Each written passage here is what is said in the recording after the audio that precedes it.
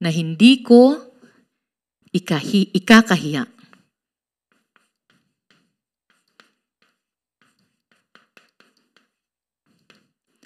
At ang binasa natin ay makikita sa mga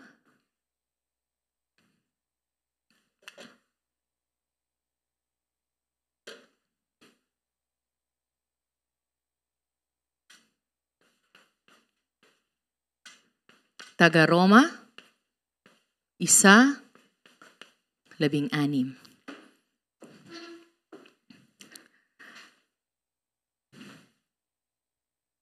So, ang pag-uusapan po natin sa oras na ito at sa hapong ito ay tunay na nakasentro sa gospel. At bakit ang gospel na ito ay hindi ko dapat ikahiya? Bakit ang gospel na ito ay hindi ko dapat ikahiya sa aking buhay?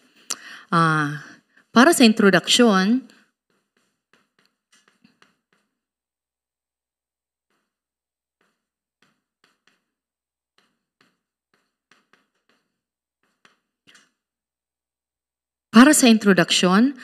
nais ko pong itanong sa bawat isa, ano ang bagay na tangi para sa bawat isa sa atin?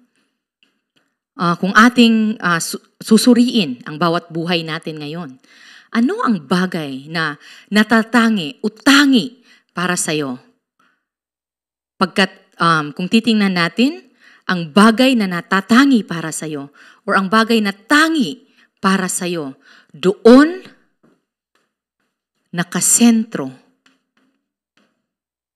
ang iyong isip, ang iyong puso, ang iyong buong buhay. Kaya't sa mga kasama natin ngayon sa pagsamba, ano ang tangi para sa'yo? Ito po ay dapat or mahalaga na maitanong natin sa ating sarili.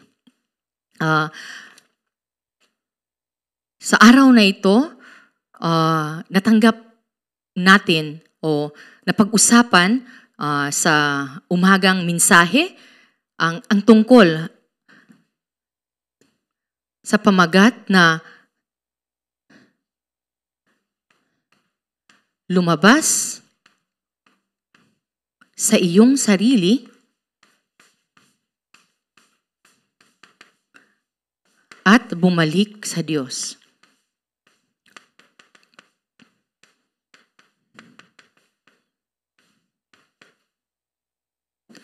Lumabas sa iyong sarili at bumalik sa Diyos. Bakit? Pagkat sa tao, ang laging tangi o sentro ng buhay ng tao ay ang aking sarili. Ay ang aking sarili.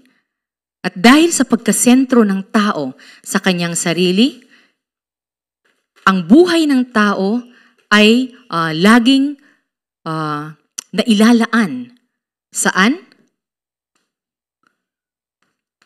Sa idolo. At kung titingnan natin, ang idolo ay kabaliktaran ng Diyos. Ang Diyos, ang nais niya ay sa Kanya tayo tunay na magbigay ng papuri. Sa Kanya natin ibuhos ang ating buhay. Sa Kanya natin ibigay ang ating natatangi, ang ating sentro. Ngunit, ang laging nakakahadlang para dito ay ano? Ang mga idolo na pumupuno sa buhay ko. At dahil sa idolong ito, ang buhay ko ngayon ay malayo sa Diyos. Ang buhay ko ngayon ay nakasentro sa aking sarili. At laging nangunguna sa buhay ko ay ako. At dahil sa kalagayang iyan ng tao, nais ng Diyos na siya ang tawagin natin bilang ating hari, ating Diyos, ating tagapagligtas, ating maaasahan sa bawat oras. Ngunit ano ang nangyayari? Pagkat hindi natin sigurado ang natatangi sa ating buhay, ang madalas tayo ang lumalabas na sentro, na tayo ang nagbibigay ng solusyon sa mga problemang nangyayari sa buhay natin. Bakit? Dahil iniisip natin na kaya kong maging katulad ng Diyos. Kung babalikan natin ang salita, ang pinaka pakikipaglaban na mayroon dapat ang ating buhay ay sentro sa kung ano ang natatangi sa akin. Kung titingnan natin, saan ba or ano ba ang natatangi sa akin? Ang gospel ba? O ibang bagay?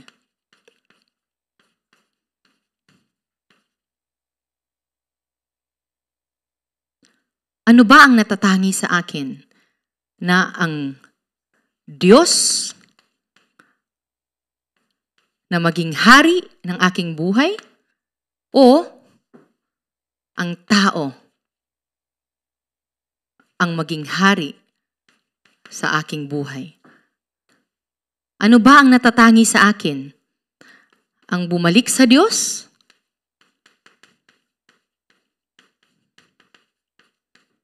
O manatili sa aking sarili?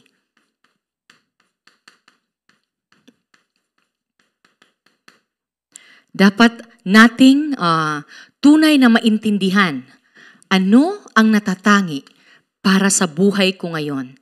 Ano ang, kung titingnan natin, kung mawala ang lahat, ano ang matitira para sa akin? Ano ang tanging matitira sa buhay ko? Kung babalikan natin or i-check natin yung napag-usapang salita ng ating pulpito ngayong araw, sinasabi,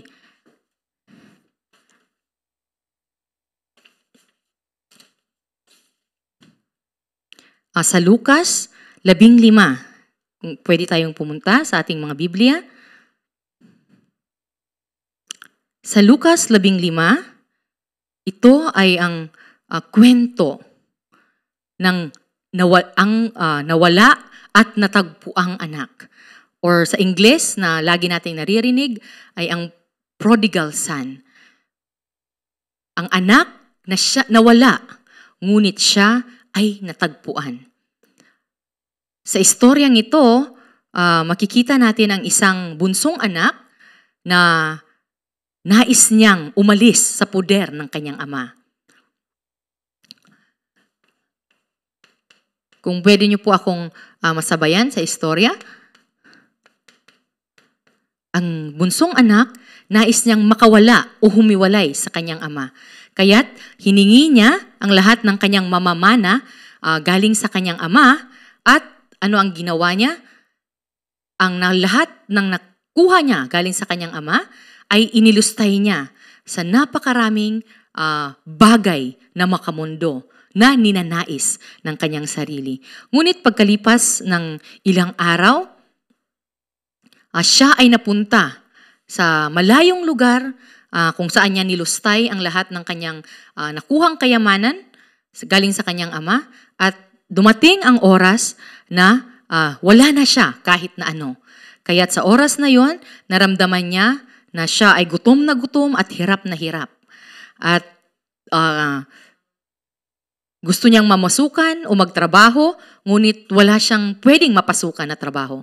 Gusto niyang kumain, ngunit kahit pagkain ng baboy ay hindi maibigay sa kanya.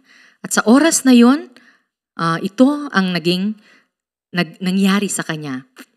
Na pag-isip-isip niya ang kanyang ginawa at nasabi sa sarili. Labis-labis ang pagkain ng mga alila ng aking ama, samantalang ako'y namamatay dito sa gutom. Sabi niya sa Lucas 15:18, babalik ako sa aking ama at sasabihin ko sa kanya, Ama, nagkasala po ako sa Diyos at sa inyo. Hindi na po ako karapat-dapat na tawagin ninyong anak at ibilang na lamang ninyo ako sa isa sa inyong mga alila. At siya'y nagpasyang umuwi sa kanila. At ang bunsong anak na ito na nagpasya na bumalik ay nakita ng ama at kahit malayo pa ang anak na ito, nung kanyang natanaw ng ama ang kanyang anak, sinalubong, niyakap at hinalikan niya ang kanyang bunsong anak. At ano ang nangyari? Binihisan, naghanda ang ama ng napakalaking handaan. Pinakatay ang napakatabang tupa upang kainin sa pagdiriwang na iyon. Bakit? Kung babasahin natin ang nasa ika-24, ang sabi ng ama, sapagkat ang anak kong ito ay namatay na, ngunit siya ay nabuhay. Nawala, ngunit muling natagpuan, at sila nga'y nagdiwang. Napakasaya ng ama nung ang anak niya ay bumalik sa kanya. Kung titingnan natin ang puso ng Diyos para sa kanyang anak, ang puso ng ama para sa kanyang nawalang anak, nung bumalik ang kanyang anak ay tunay na nagdiwang ang kanyang puso. Kung titingnan natin, ang nais ng Diyos ay tayo, ang maging tangi sa atin, ay walang iba kundi ang gospel na ito. Ang gospel na ito, ang tunay na siyang manguna or tunay na maging katangi-tangi sa aking buhay. At kung titingnan natin, ang gospel na maging katangi-tangi sa aking buhay, ito ay nangangahulugan na ako ay lumabas na sa aking sarili at ngayon ay bumalik sa Diyos. At ano ang mangyayari?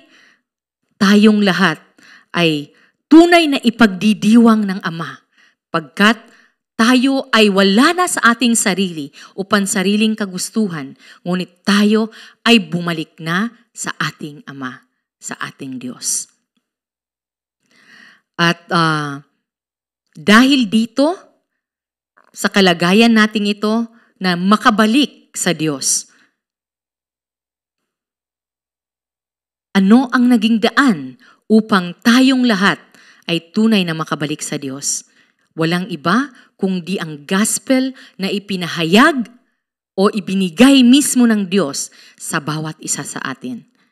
Ang Diyos mismo ang siyang bumaba sa lupa, naging nagkatawang tao, naging katulad ng tao upang tayo ay tunay na mapatawad sa ating orihinal na kasalanan, tayo ay makabalik sa Diyos at tunay na mapuksa ang kapangyarihan ni Satanas na tunay na kumukontrol ng ating buhay. Ang tanging gospel na siyang tunay na daan upang tayo ay makalabas sa ating sarili ay nasa sa atin na ngayon. At ano ang dapat nating gawin sa gospel na ito na mayroon tayo ngayon? Dapat hindi ko ikahiya ang gospel na ito. Paanong mangyayari na ang gospel na ito ay hindi ko ikahiya, ngunit ito ay tunay na makita ng mga nakapaligid sa akin na ako ay tunay na mayroong gospel at ako ay nasa Diyos, kasama ng Diyos. Kung titingnan natin sa buod ng ating pag-uusapan, ang unang bahagi ay ang tunay na gospel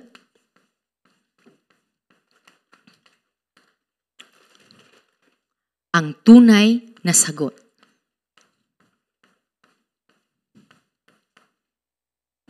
Kung maiintindihan natin na ang tunay na gospel, ang tunay na sagot para sa buhay ko, hindi ko ikakahiya ang gospel na ito. Ang Diyos,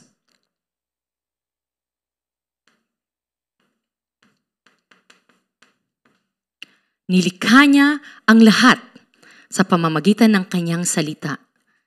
Ginawa niya na ang mga ibon ay lumipad sa himpapawid, ang mga isda na lumangoy sa kadagatan, sa tubig, at ang mga puno na mag-ugat sa lupa. Ginawa ng Diyos sa pamamagitan ng ganung prinsipyo ang lahat ng bagay. At ang tao ay kanyang nilikha sa kanyang imahe.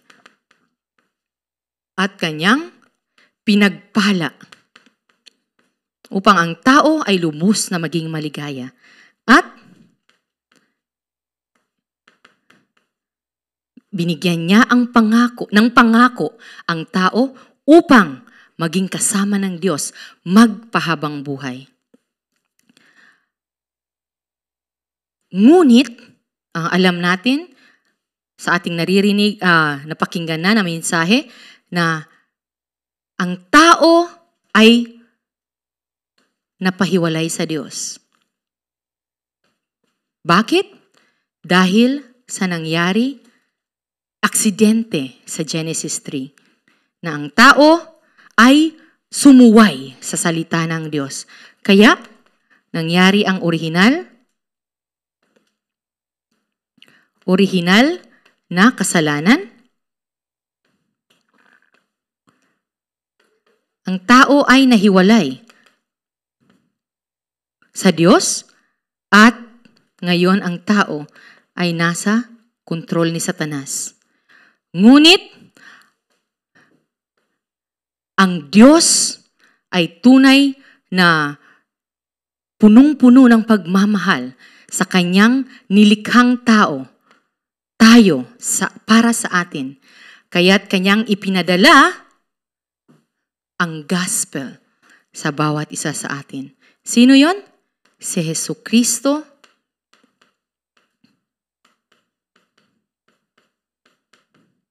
na maging tunay na daan upang tayo ay mapatawad sa ating orihinal na kasalanan.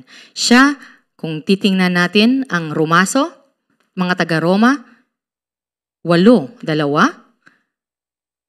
siya ang naging tunay na daan upang tayo ay mapatawad sa ating kasalanan. Kung titingnan natin ang nasa Juan 14:6, siya ang naging daan upang tayo ay makabalik sa Diyos. At kung titingnan natin ang unang Juan 8,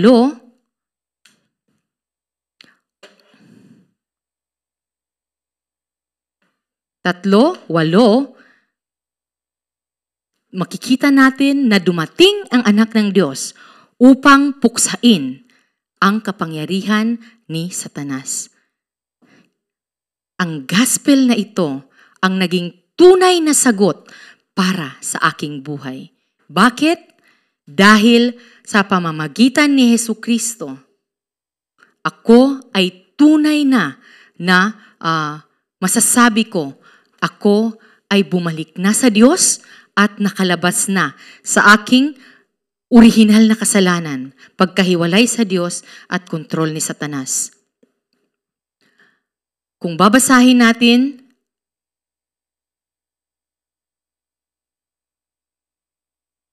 sa unang Korinto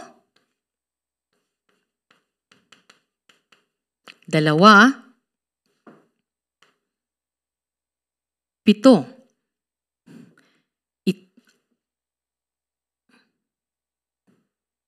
Unang Korinto 2:7. Subalit ang ipinapahayag namin ay ang lihim ng karunungan ng Diyos na hindi nahayag noong una, na itinalaga na niya para sa ating ikaluluwalhati bago pa likhain ang sanlibutan. Ang katotohanan na ang gospel, ang tunay na sagot para sa aking buhay, ay ipinapahayag ng Diyos bilang ito ay isang lihim ng karunungan, ngunit ito ay ipinahayag niya na para sa atin ngayon. Para saan? Para sa ating ikaluluwalhati. Ibig sabihin, ang gospel na ito ay ipinahayag sa atin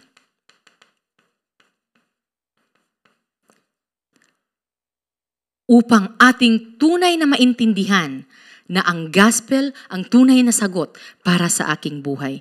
At kung titingnan din natin ang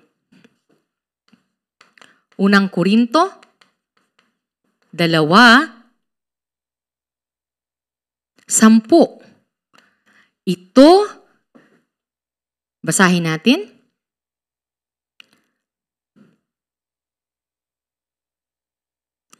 Unang Korinto, 2:10. Sabi nito, ngunit ito'y inihayag na ng Diyos sa atin sa pamamagitan ng Espiritu Santo. Sa pamamagitan ng Espiritu Santo. Hindi natin alam na ang gospel ang tunay na sagot dahil lamang sa nais ko siyang malaman o mayroon akong kakayahan upang malaman ito. Ngunit dahil ito ay ipinahayag sa akin ng Espiritu Santo. At panghuli ay nasa Unang Korinto 2:16. Kung babasahin natin, 2:16.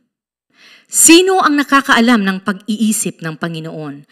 Sino ang makapagpapayo sa Kanya? Ngunit nasa atin ang pag-iisip ni Kristo. Ano ang meron tayo? Ang pag-iisip ni Kristo.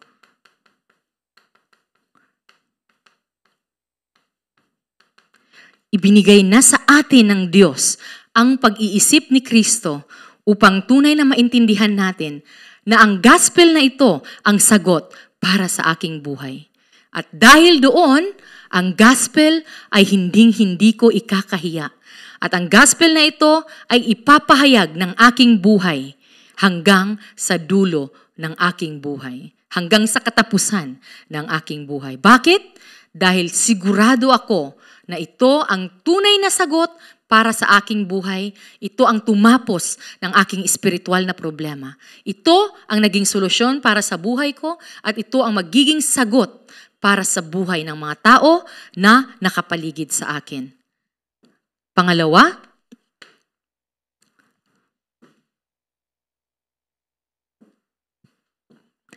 ano ang dapat kong gawin?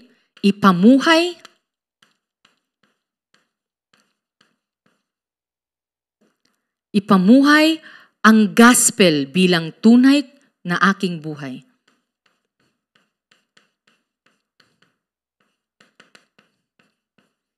Bilang tunay na buhay. Kung titingnan natin sa Pilipo,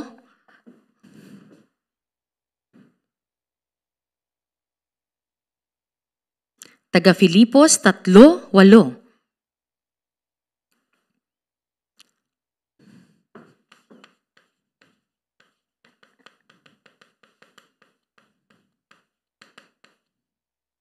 Sinasabi dito, oo, itinuturing kong walang kabuluhan ang lahat ng bagay bilang kapalit ng lalong mahalaga ang pagkakilala kay Kristo Jesus na aking Panginoon. Ang lahat ng bagay ay ipinapahayag kong walang kabuluhan, makamtan ko lamang si Kristo.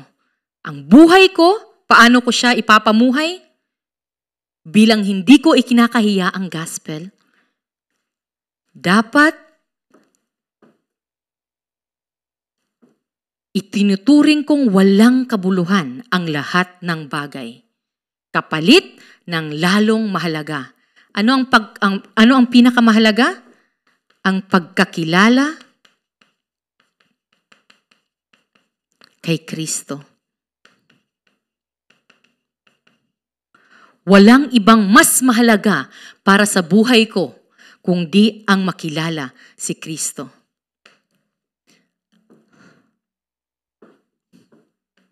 Kung titingnan natin, mga taga-Filipos,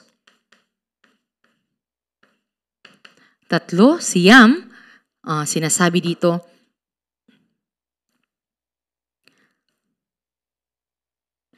at lubusang makasama niya. Ang aking pagiging matuwid ay hindi sa pamamagitan ng pagsunod ng kautusan, kundi sa pananalig kay Kristo. Ang pagiging matuwid ko ngayoy buhat sa Diyos sa pamamagitan ng pananampalataya. Paano ang buhay na dapat kong ipamuhay? Ang tunay na buhay na nasa loob ng gospel, ang buhay na lubusang kasama siya. Lubusang kasama siya. At ano ang buhay na ito?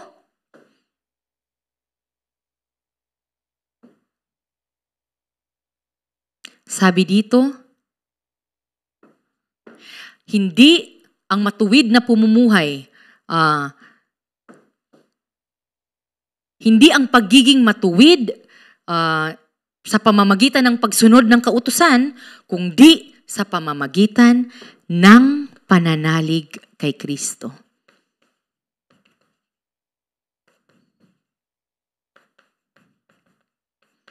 Ang buhay na tunay na nananalig kay Kristo. At panghuli,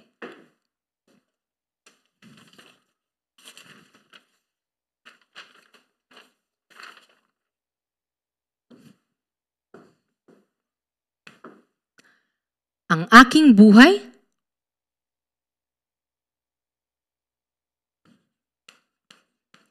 ay dapat buhay na saksi sa aking sarili, sa mga taong nakapaligid sa akin, at sa dulo ng daigdig. Ang buhay na saksi ng tanging gospel.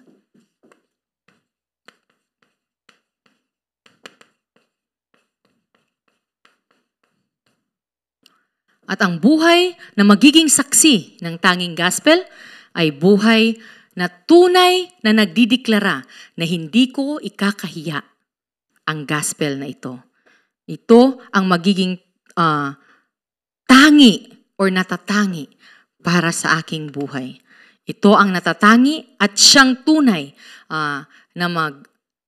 na matitira sa aking buhay, mawala man ang lahat.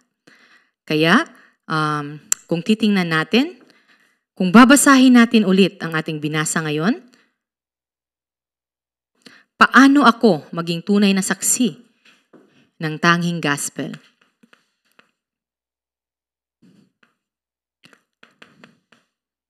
Sa mga taga-Roma 1:16, hindi ko ikakahiya ang magandang balita sapagkat ito ang kapangyarihan ng Diyos para sa kaligtasan ng bawat sumasampalataya. Ito ang gospel, ang kapangyarihan ng Diyos upang iligtas ang lahat ng mananampalataya.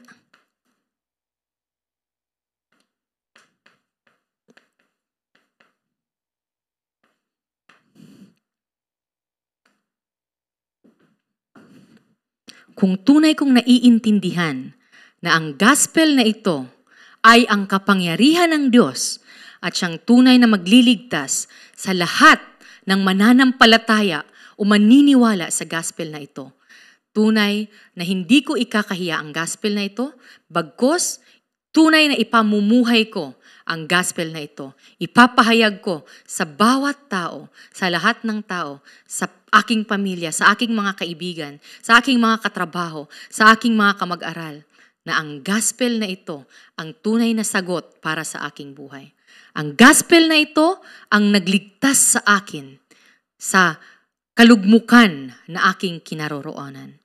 Ang gospel na ito ang dahilan upang ako ay makalabas sa aking sarili, upang ako ay makabalik sa Diyos. At kung titingnan natin ang Lucas 15:21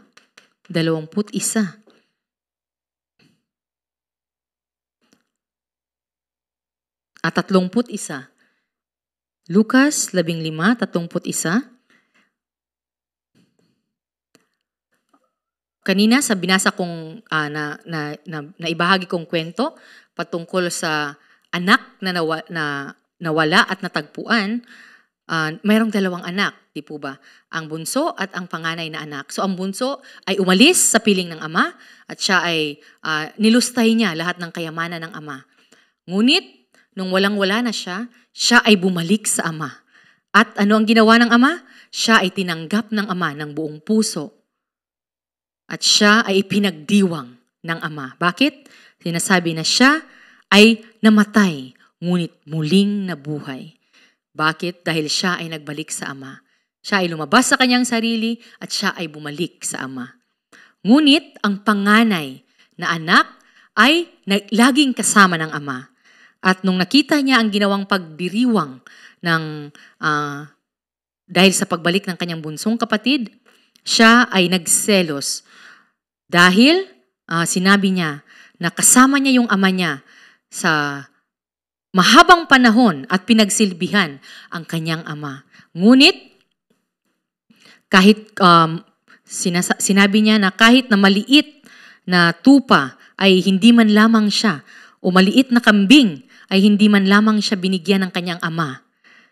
Ngunit, bakit ang anak na lumustay ng lahat-lahat ay ngayon ipinagdidiwang ng kanyang ama? Ngunit sumagot ang ama, "Anak, lagi kitang kapiling at ang lahat ng aking ari-arian ay sa iyo."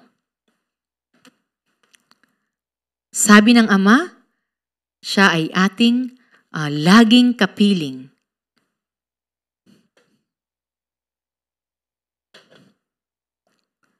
At ito ay tinatawag nating biyaya ng Emmanuel, na ang ama ay lagi nating kapiling at lahat ng kanya ay sa atin.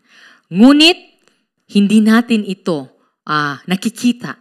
Hindi natin ito nai-enjoy. Bakit? Tayong lahat ay nasa loob ng ating sarili. Ang ating iniisip ay ang ating sarili. At katulad din ito ng pagiging imbis na tayo ay nasa gospel, tayo ay namumuhay sa relihiyosong pamumuhay. Dapat kong gawin ito upang ibigay ito ng Diyos. Dapat kong sundin ito upang pagpalain ako ng Diyos. Dapat kong itong gawin. Tayo ay nakasentro sa ating sarili. Kaya't ang nais ng Diyos, ang gospel, ang maging tangi sa aking buhay, ang gospel na hindi ko ikakahiya sa aking buhay. Ang siyang tunay na makapagdadala sa atin sa biyaya ng Emmanuel, na ang Diyos ay kasama ko lagi. At kung ano man ang meron siya, ay kanyang ibinigay na para sa akin. At panghuli, sa ating konklusyon,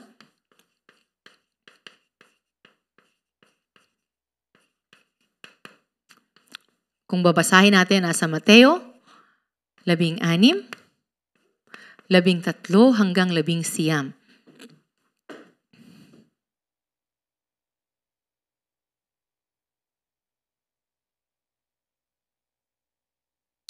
Basahin natin ang sabay-sabay. Nang dumating si Jesus sa bayan ng Cesarea Pilipos, tinanong niya ang kanyang mga alagad, "Ano ang sinasabi ng tao patungkol sa anak ng tao?" At sumagot sila, ang sabi po ng ilan, "Kayo si Juan na tagapagbautismo." Sinabi po ng iba, "Kayo si Elias." At nagsasabi pong kayo may nagsasabi pong kayo si Jeremias o isa sa mga propeta. Tinanong ulit sila ni Jesus, "Ngunit para sa inyo, sino ako?" Sumagot si Pedro, "Kayo po ang Kristo, ang anak ng Diyos na buhay." Sinabi sa kanya ni Jesus, "Mapalad ka, Simon na anak ni Jonas, sapagkat ang katotohanan ito ay hindi inihayag sa iyo ng sino man, kundi ang aking Ama na nasa langit. At sinasabi ko sa iyo, ikaw ay Pedro, at sa ibabaw ng batong ito ay tatayo ko ang aking iglesia, at ang pintuan ng daigdig ng mga patay ay hindi makakapagtagumpay laban sa kanya. Binibigay ko sa iyo ang susi ng kaharian ng langit. Ang ipagbawal mo sa lupa ay ipagbabawal sa langit, at ang ipahintulot mo sa lupa ay ipahihintulot sa langit." Amen. Tunay na dapat nating maintindihan, si Jesus, ang Kristo, ang anak ng Diyos na buhay. Ang maging kumpisal ng aking buhay ay si Jesus, ang Kristo. At ako ay gagamitin ng Diyos upang ang gospel na ito ay tunay na makarating sa bawat tao na nag-aantay ngayon, sa bawat Pilipino na nagdurusa ngayon, sa bawat Pilipino at mga kahit hindi Pilipino na tunay na naghihirap ngayon. Ang kailangan nila ay ang gospel, ang tanging gospel. At kung itong tanging gospel na ito ay nasa aking buhay, ano ang mangyayari sa buhay ko? Ako ay tatayo at ipuproklama ko ang gospel para sa lahat. Hindi ko ikakahiya ang gospel na ito. Bakit? Dahil ito ang sagot para sa bawat tao. Ito ang buhay na dapat ipamuhay ng bawat tao. Ito ang dapat ini-enjoy ng bawat tao. At ito, kung titingnan natin, ito ang kabuuan ng buhay ng isang mananampalataya. Nawa ay tunay nating matamasa, ma-enjoy ang biyayang ito ng mensahe na ating narinig ngayon. At sa buong linggo, tunay nating mapag-isipan, ano ang natatangi sa buhay ko? Ano ang sentro ng aking buhay na pwede ko tunay na ipagmayabang at iproklama sa bawat tao na kasama ko, sa bawat tao na nakikilala ko. Ito ay walang iba kundi ang tanging gospel. Tayo ay manalangin. Panginoon, maraming salamat sa iyong ipinahayag na mensahe sa oras na ito. Panginoon, at tunay na ang mensaheng ito ay maging imprinta ng aming bawat puso, isip at buhay. At tunay na manatili ang mensaheng ito na sa lahat ng katayuan, kalagayan ng aming buhay, kung tunay naming maiintindihan na ang dapat natatangi sa aming buhay ay ang katotohanan na si Jesus ang Kristo, ang anak ng Diyos na buhay. Tunay na wala nang mas mahalaga pa kundi ang gospel na ito lamang. At ang gospel na ito ang siyang magbibigay sa amin ng tunay na biyaya, tunay na katagumpayan, at tunay na kahulugan sa aming buhay. Maraming salamat, Panginoon. Ikaw po ang tunay na maghari at manguna sa aming buhay, at ang iyong tanging kagustuhan lamang ang siyang mangyari sa aming buhay. Tunay na pagpalain mo po ang lahat ng nakikinig ngayon at kasama namin sa pagsamba, na ang tanging sagot na dapat kanilang matanggap ay walang iba kundi ang tanging gospel. Sa pangalan ni Jesus, ito pong aming dalangin. Amen.